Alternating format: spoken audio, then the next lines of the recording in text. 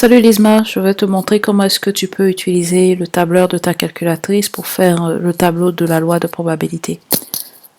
C'est une façon de faire, mais avant ça, il faut t'assurer de savoir est-ce que tu veux avoir un mode exact ou approché parce que ça va aussi avoir des incidences sur le tableur. Donc pour commencer, il faut cliquer sur l'icône de tableur.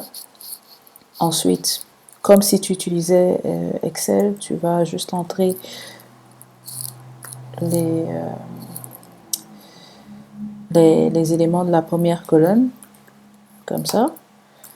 Ensuite, sur ta première case où c'est XI, tu vas mettre les différentes possibilités de gains. Si je reprends l'exemple qu'on avait utilisé auparavant, où tu avais un gain de moins 4 $, donc en fait une perte de 4 $, un gain de 3 $ et un gain de 10 $. Et puis on avait déterminé que on perdait 4 $ avec une probabilité égale à 1 quart.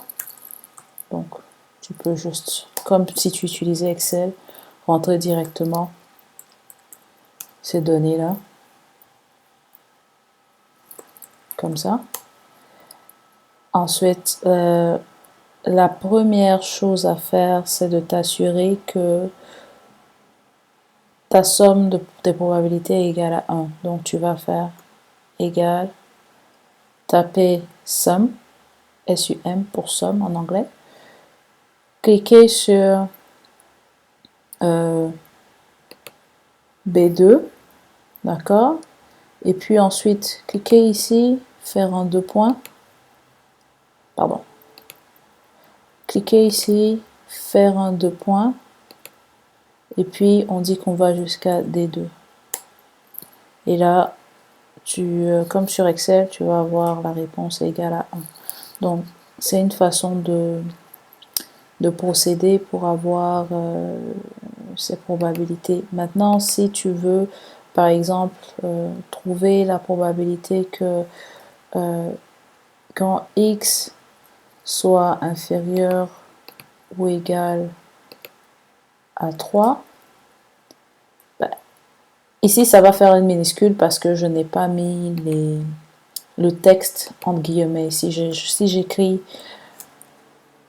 ce que je veux entre des guillemets, le P va rester en majuscule, mais ça c'est pas très important. Donc si tu veux calculer la probabilité que X soit inférieur ou égal à 3, tu vas faire égal à ça, plus, ensuite sélectionner, pardon, tu vas faire B2 plus C2, comme ça. Puis tu vas avoir la réponse. De la même façon, si tu veux calculer la probabilité que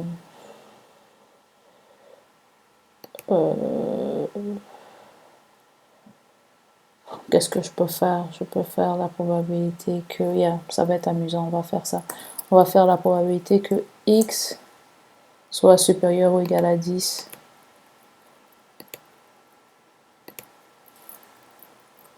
Et ça, c'est facile, il n'y a qu'un seul cas où c'est fait, c'est pour celui-là, donc ça va être directement égal à 1 quart.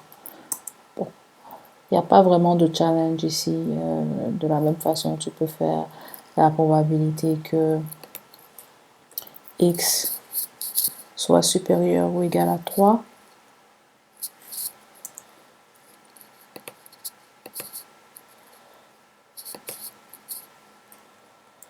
Ça va être égal à quoi? Ça peut être égal à soit C2 plus D2, ou bien ça peut être égal à 1 moins la probabilité que X soit strictement inférieur à 3, donc la probabilité que X soit inférieur ou égal à moins 4, qui est 1 quart.